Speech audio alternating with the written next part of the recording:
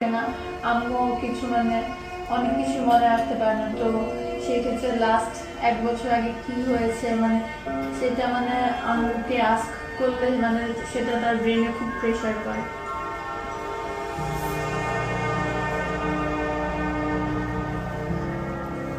যেদিন ও যায় আন্দোলনে, ওদিনও দুই ভাই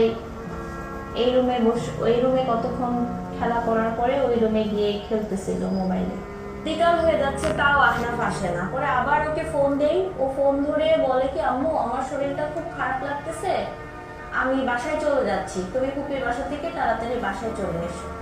আসার পরে এখানে বসে এরকম পা লম্বা করে ফ্রিজ থেকে বরফ এনে পায়ে ডলতেছে। পরের দিন সকালবেলা যখন আমি ওর পা দেখি, ঘুম থেকে যখন ঘুমাইছিল পাটা এইভাবে লম্বা ছিল, তো পায়ে দেখি যে ওর পায়ের মধ্যে একটা গর্ত, আর পাটা ফুলে নীলা হয়ে গেছে। তা আমি ওকে বললাম, কি রে তোর পায়ে কিভাবে ব্যথা পেল? এত ইজি ভাবে হাসতে হাসতে বলছে, আরে আম্মু কিছু